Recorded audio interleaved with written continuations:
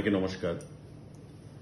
গত কয়েকদিন ধরেই আমরা লক্ষ্য করছি যে আগরতলা শহর সহ বিভিন্ন পেট্রোল পাম্পগুলোতে একটা অনাকাঙ্ক্ষিত লাইন মানুষের মধ্যে এবং একটা উদ্বেগ উত্তেজনা যে হয়তোবা যে কোনো সময় পেট্রোল এবং ডিজেলের যে সাপ্লাই সেটা বন্ধ হয়ে যেতে পারে।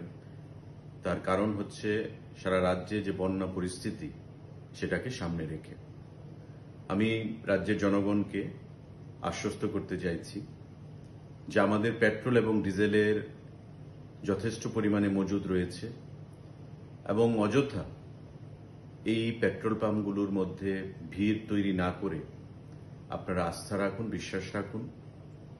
বারবার আমরা বলেছি, মাননীয় মুখ্যমন্ত্রীও যোগাযোগ রেখে চলেছেন, ইন্ডিয়ান অয়েলের কর্তৃপক্ষের সঙ্গে আমরা যোগাযোগ রেখে চলেছি। এখন পর্যন্ত রাজ্যে এমন কোনো পরিবেশ তৈরি হয়নি যে পেট্রোল এবং ডিজেলের সেখানে সংকট দেখা দেবে।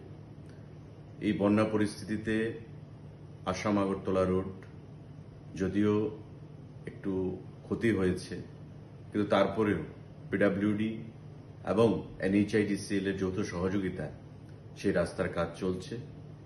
কিন্তু তারপরেও সমস্ত কিছুর ঊর্ধ্বে উঠে আমাদের এখন পর্যন্ত প্রায় 9 দিনের স্টক পেট্রোল এবং ডিজেলের রাজ্যের মধ্যে অবস্থান করছে।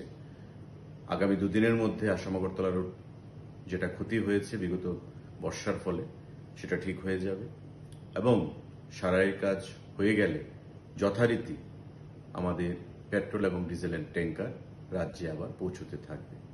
আমি আপনাদের প্রত্যেকের কাছে সেটা আশ্বস্ত করছি যে দপ্তরের তরফ থেকে কোথাও যেন কোনো কালোবাজারি না হয় সেটার লক্ষ্য রাখা হচ্ছে। প্রত্যেক আধিকারিকদেরকে বলা হয়েছে নিত্য প্রয়োজনীয় দ্রব্যের মূল্য এবং পেট্রোল এবং ডিজেলের যোগান যেন সঠিকভাবে বজায় থাকে। মাননীয় মুখ্যমন্ত্রী আমাদেরকে প্রতিনিয়ত সেখানে নির্দেশ প্রদান করে যাচ্ছেন, ওনার তত্ত্বাবধানে আমরা কাজ করে চলেছি এবং অযথা কোথাও পেট্রোল ডিজেলের আর্টিফিশিয়াল ক্রাইসিস যেন না হয় সেটাকে নজর রাখা হচ্ছে।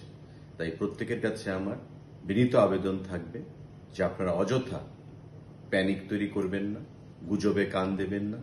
পেট্রোল এবং ডিজেলের যথেষ্ট মজুদ রয়েছে এবং আমরা বদ্ধপরিকর যাতে সেই সাপ্লাইকে আগামী দিনে সামনের দিকে আমরা সুন্দরভাবে এগিয়ে নিয়ে যেতে পারি।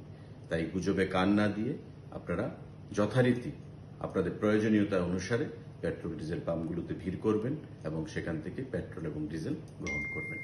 নমস্কার।